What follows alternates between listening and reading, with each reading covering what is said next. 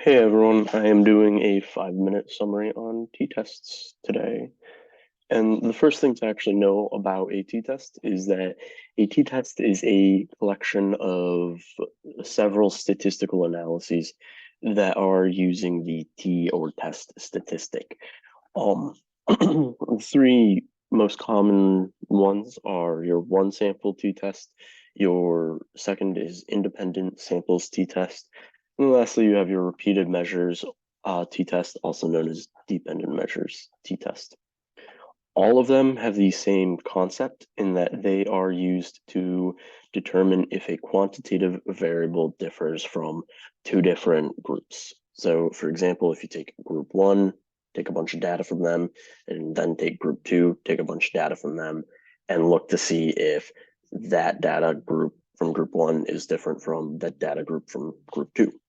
Uh, because a t-test is using a quantitative variable, there are some assumptions that we have to make about the data collected.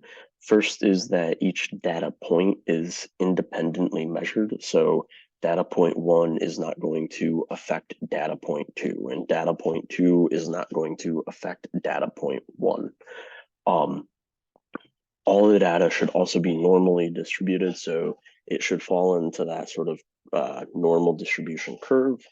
And then lastly, the samples should have equal variance to each other. So sample one's variance should be similar to sample two's variance.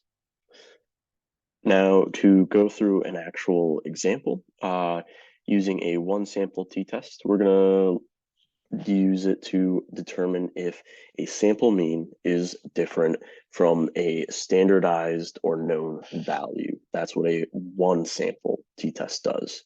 Sample mean, so some data you collect from a group, and then you compare it to a known value. So in this sample, do graduate students have a higher VO2 max than the average person aged 20 to 29?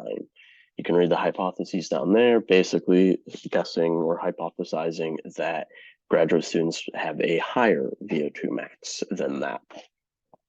Um, and so actually running the test through SPSS with a made-up data set, say you have an N of 10, and that gives you a mean of 46.4 and a standard deviation just under 7. And we're going to compare that to the 50th percentile of individuals aged 20 to 29's VO2 max, so 43.9. You run it through SPSS, you get your wonderful output, and it tells you you have a t-obs of 1.130 compared to your t-crit of 1.812 and also your p-value. And you find that, in fact, you don't have any significance, and therefore, no, graduate students do not have a higher VO2 max of or than of individuals aged 20 to 29. And it is important to also note if that p-value was less than 0.05, we would assume that they would be different. Now, to briefly go over independent and repeated measure t-tests, they're incredibly similar to a one sample. An independent t-test, instead of comparing a group of graduate students, for example, and seeing how their VO2 compares to a larger sample, you're looking at graduate students versus undergrads. So group one compared to group two, and you're looking at the same variable and seeing how those two groups differ.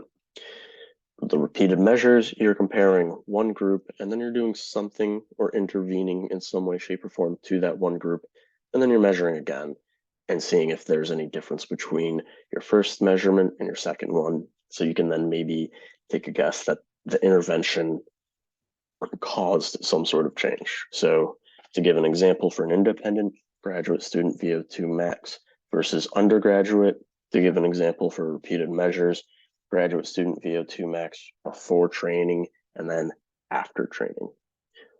I hope everyone learned something. If not, here's some references that certainly will have a lot more information than I can provide, and that should help you guys. Hope you guys, like I said, learned something.